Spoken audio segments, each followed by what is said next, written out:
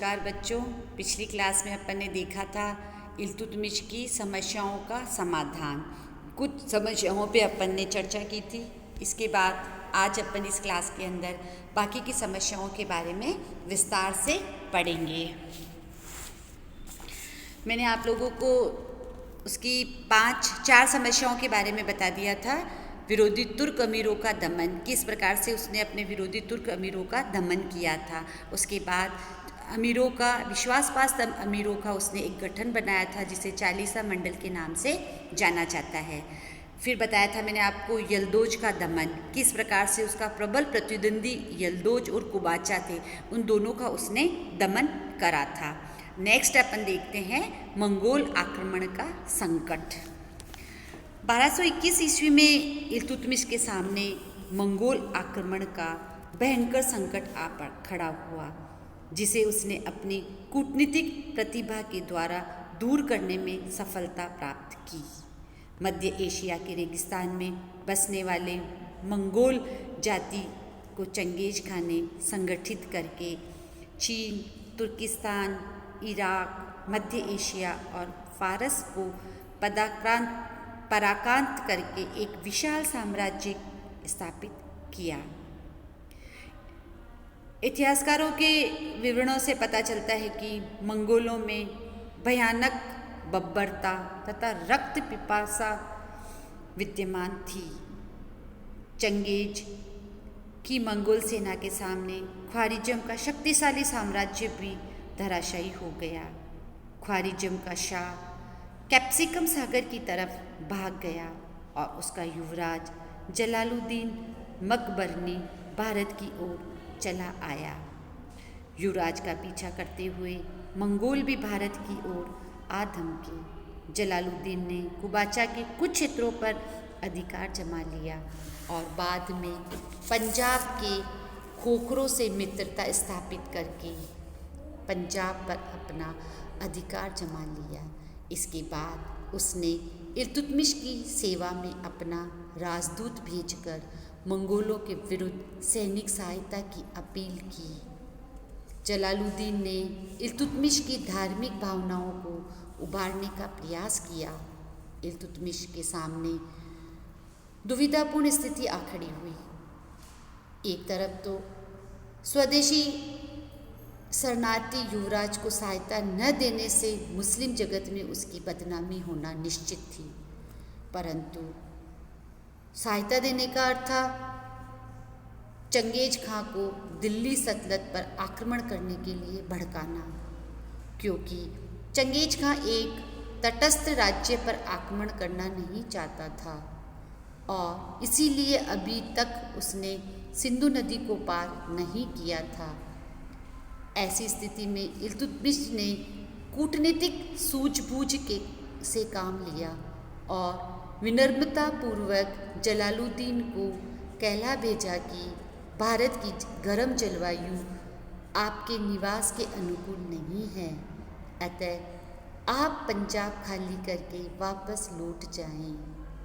इसके साथ ही इल्तुतमिश ने भावी युद्ध की संभावना को ध्यान में रखते हुए जोर शोर के साथ सैनिक तैयारियां शुरू कर दी। जलालुद्दीन ने संपूर्ण स्थिति को परख कर इल्तुतमिश से टकराना उचित नहीं समझा और कुबाचा के राज्य में लूटमार करके 1224 ईस्वी में फारस की तरफ भाग गया। उसके लौटते ही मंगोलों ने भारत को छोड़ दिया। इस प्रकार इल्तुतमिश ने दिल्ली सल्तनत को मंगोलों के विनाश से बचा लिया। कुबाचा की शक्ति के कमज़ोर हो जाने से उसे अपने राज्य का विस्तार करने का सुअवसर मिल गया। आगे देखते हैं बंगाल विजय। ऐबक की मृत्यु के बाद बंगाल का सूबेदार अली मर्दान एक स्वतंत्र शासक बन बैठा था और उसने दिल्ली को वार्षिक कर देना भी बंद कर दिया। उसने सुल्तान अलाउद्दीन की उपाधि धारण की और अपने नाम का खुतबा पढ़वाया। अपनी सत्ता को मजबूत बनाने की दृष्टि से उसने अनेक खिलजी सरदारों का क्रूरता के साथ दमन किया और बहुतों को मौत के घाट उतार दिया। परिणाम स्वरूप अधिकांश खिलजी सरदार उसके शत्रु बन गए और 2 वर्ष के भीतर ही उन्होंने अली मर्दान का वध कर दिया। इसके बाद उन्होंने इवाज को अपना शासक बनाया। इवाज ने सुल्तान गयासुद्दीन की उपाधि धारण की। इवाज ने बिहार पर आक्रमण कर उस पर अपना अधिकार जमा लिया। इसके बाद उसने पड़ोसी हिंदू राज्यों जाजनगर, तिरहुत तथा कामरूप के विरुद्ध असफल अभियान किए। इन विजयों से उसकी सफल अभियान किए, मतलब इन सबको उन्होंने जीत लिया। इन विजयों से उसकी स्थिति बहुत ज़्यादा सुदृढ़ हो गई और उसकी महत्वाकांक्षाएं बढ़ने लगी। इल्तुतमिश प्रारंभ से ही पूर्वी भारत पर निगाह रखे हुए था, परंतु उत्तर पश्चिमी सीमांत संकट के कारण कोई कार्रवाई नहीं कर पाया। चंगेज खां की वापसी से राहत मिलते ही उसने एक शक्तिशाली सेना के साथ पूर्व की ओर जाना सुनिश्चित किया। बिना किसी प्रतिरोध के दक्षिणी बिहार पर उसने अधिकार कर लिया। इसके बाद वह बंगाल की तरफ बढ़ा। यद्यपि इवाज ने युद्ध की तैयारियां कर रखी थी, परंतु ठीक समय पर उसने अपना निर्णय बदल दिया और इल्तुतमिश के साथ संधि कर ली। संधि के अनुसार इवाज ने इल्तुतमिश की अधीनता स्वीकार कर ली। बिहार का क्षेत्र इल्तुतमिश को सौंप दिया, वार्षिक कर चुकाने का वचन दिया और स्वतंत्र शासक राजकीय चिन्हों और उपाधियों को भी त्याग दिया। इससे संतुष्ट होकर सुल्तान इल्तुतमिश वापस लौट गया। लौटते समय वह मलिक जानी को बिहार का सूबेदार नियुक्त कर दिया। परंतु इल्तुतमिश के लौटते ही इवाज ने बिहार पर आक्रमण कर दिया और मलिक जानी को वहाँ से खदेड़ दिया। बिहार को पुनः अपने अधिकार में ले लिया। इससे क्रोधित होकर इल्तुतमिश ने अपने लड़के नासिरुद्दीन महमूद शाह को भी अवध का सूबेदार था, इवाज के विरुद्ध सैनिक कार्रवाई करने का आदेश दिया। महमूद शाह एक योग्य पराक्रमी युवक सेनानायक था और अवध के लिए हिंदू सरदारों का दमन करके काफ़ी यश कमाया था। 1226 ईस्वी में जब इवाज पूर्व की ओर किसी अन्य युद्ध में उलझा हुआ था, नासिरुद्दीन महमूद ने अचानक उस पर आक्रमण करके इवाज की राजधानी नखलोती पर आक्रमण कर उस पर अधिकार जमा लिया। हम देखते हैं कि इवाज ने पलटकर नासिरुद्दीन पर आक्रमण किया, परंतु वह युद्ध में मारा गया। बंगाल पर दिल्ली सल्तनत का अधिकार हो गया। इल्तुतमिश ने बंगाल का शासन भी महमूद को सौंप दिया, जो उसका पुत्र था। परंतु 1229 ईस्वी में अचानक इस प्रतिभावान राजकुमार महमूद की मृत्यु हो गई। खिलजी सरदारों ने बंगाल में विद्रोह का झंडा फहराया। उनमें से एक मलिक इख्तियारुद्दीन बल्का बंगाल का सुल्तान बन बैठा। 1230 ईस्वी में इल्तुतमिश को पुनः बंगाल का अभियान करना पड़ा। युद्ध में बल्का मारा गया और बंगाल पर पुनः दिल्ली का शासन कायम हो गया। मलिक जानी को बंगाल का सूबेदार नियुक्त करके सुल्तान वापस लौट गया। आगे देखते हैं अपन पंजाब के खोखरों का दमन। ख्वारिज़म का जलालुद्दीन मकबरनी पंजाब से वापस लौटते समय सैफुद्दीन कंगगुल को पश्चिमी बंगाल में अपना अधिकारी नियुक्त कर गया था। सैफुद्दीन ने पंजाब के खोखरों से मैत्री करके अपने अधिकार क्षेत्र को बढ़ाने का प्रयास किया। दूसरी तरफ इल्तुतमिश ने कुबाचा से पंजाब का अधिकांश क्षेत्र जीत लिया था, परंतु सैफुद्दीन और खोखरों की लूटमार तथा दावों से पंजाब में अव्यवस्था फैल गई थी। अतः इल्तुतमिश ने उसका दमन करने के लिए एक शक्तिशाली सेना भेजी, जिसने भयंकर संघर्ष के बाद खोखरों का दमन कर दिया और सयालकोट, जालंधर तथा नंदना के क्षेत्रों पर अधिकार कर लिया। खोखरों पर नियंत्रण करने की दृष्टि से इन क्षेत्रों में नई सैनिक चौकियां कायम की गई और नासिरुद्दीन एतिगीन को नंदना में नियुक्त किया गया। खोखरों के गांव तुर्क अमीरों को जागीर में दे दिए गए। इससे शांति और व्यवस्था कायम हो सकी। नेक्स्ट है राजपूत एवं हिंदू शासकों से युद्ध। गौरी की मृत्यु के बाद राजपूत एवं हिंदू शासक पुनः शक्तिशाली बन बैठे, क्योंकि ऐबक को अपने अल्प शासन काल में उनके विरुद्ध ठोस कार्रवाई करने का समय नहीं मिला था।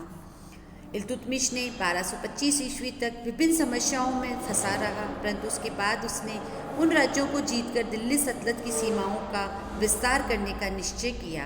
1226 ईस्वी में उसने राजपूतों के शक्तिशाली दुर्ग रणथंबोर पर अधिकार कर लिया। 1230 ईस्वी तक उसकी सेनाओं ने जालोर, अजमेर, बयाना, तहनगढ़ तथा सांबर को भी जीत लिया। इनमें से कुछ राज्यों को दिल्ली सल्तनत में मिला लिया गया और जालोर तथा कुछ अन्य राज्यों को दिल्ली की अधीनता स्वीकार करने तथा वार्षिक कर चुकाने की शर्त पर उनके शासकों को वापस लौटा दिया गया। इन राज्यों से उत्साहित होकर 1231 में इल्तुतमिश ने ग्वालियर पर भी आक्रमण कर दिया। ग्वालियर के राजा मंगलदेव ने 1 वर्ष तक सामना किया, परंतु अंत में थक कर ग्वालियर दुर्ग से भागकर दूसरे दुर्ग में शरण ली। उसके भागते ही मुस्लिम सेना ग्वालियर पर अधिकार हो गया। रशुद्दीन को ग्वालियर दुर्ग का प्रधान अधिकारी नियुक्त किया गया। इसके बाद कालिंजर पर अधिकार किया गया। सुल्तान की सेना के आते ही राजा कालिंजर से भाग गया और दिल्ली की सेना ने दुर्ग पर अधिकार जमा लिया, परंतु उनका नियंत्रण अस्थायी रहा। कालिंजर के चंदेलों ने शीघ्र ही दुर्ग अधिकारियों को खदेड़कर दुर्ग पर पुनः अपना कब्जा कर लिया। 1233 से 34 ईस्वी की अवधि में इल्तुतमिश ने नागदा के गुहिलोतों और गुजरात के सोलंकियों के विरुद्ध भी सैनिक अभियान किए, परंतु उसे सफलता नहीं मिली। मुस्लिम इतिहासकारों ने इन अभियानों का विस्तृत विवरण नहीं दिया है, परंतु राजपूत साधनों से पता चलता है कि सुल्तान को परास्त होकर लौटना पड़ा। 1234-35 ईस्वी में इल्तुतमिश ने मालवा पर अभियान किया और भिलसा का नगर तथा दुर्ग जीत लिया। भिलसा में सुल्तान ने 300 वर्ष प्राचीन एक भव्य मंदिर को तोड़कर मिट्टी में मिला दिया। इसके बाद उसने उज्जैन पर आक्रमण किया और बिना किसी विशेष प्रतिरोध के इस नगर का अधिकार कर लिया। सुल्तान ने उज्जैन में स्थित महाकाल के विख्यात मंदिर को नष्ट कर दिया। उज्जैन की लूटमार से सुल्तान को काफ़ी धन मिला। कटहर, दोआब, अवध और बिहार में भी हिंदुओं के अनेक छोटे छोटे ठिकानों थे और उनके शासक समय समय पर मुस्लिम आक्रमणकारियों को तंग करते रहते थे। अतः उसके विरुद्ध भी कई बार सैनिक अभियान किए गए और उन्हें दिल्ली सल्तनत की अधीनता स्वीकार करने के लिए विवश किया। इल्तुतमिश का अंतिम अभियान बानियारा यानी बयाना पर हुआ, परंतु मार्ग में ही उसका स्वास्थ्य बिगड़ गया और वह वापस चला गया। नेक्स्ट है खलीफा द्वारा सम्मान प्राप्त करना। यद्यपि इल्तुतमिश ने अपनी सैनिक शक्ति के बल पर सिंहासन के अन्य दावेदारों को परास्त करके दिल्ली के सिंहासन पर अपनी स्थिति को मजबूत बना लिया था, फिर भी इस्लामी कानून के हिसाब से उसका राज्याभिषेक निर्बल था, क्योंकि वह एक दास रह चुका था। अतः उसने बगदाद के खलीफा, जिसे मुस्लिम जगत का सर्वोच्च धर्माधिकारी एवं शक्तिशाली शासनाधिकारी माना जाता था, से अपने राज्य को वैधानिक मान्यता प्रदान करने का निवेदन किया। बगदाद के तत्कालीन खलीफा अल इमाम मुस्तबसिर बिल्ला ने इल्तुतमिश को दिल्ली सल्तनत का सुल्तान स्वीकार कर लिया और उसको नासिर अमीर उल मोमिनीन यानी खलीफा का सहायक की उपाधि प्रदान की तथा उसके लिए खिल्लत यानी पोशाक भी भेजी। इस घटना का अत्यधिक राजनीतिक महत्व है। खलीफा की स्वीकृति से उसका वैधानिक पक्ष मजबूत हो गया और मुसलमानों के लिए उसकी आज्ञा की अवज्ञा धर्म की अवज्ञा के समान हो गई।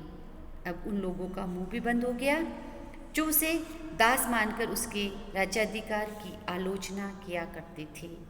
खलीफा द्वारा प्रदत्त सम्मान से मुस्लिम संसार में भी इल्तुतमिश का मान सम्मान बहुत बढ़ गया।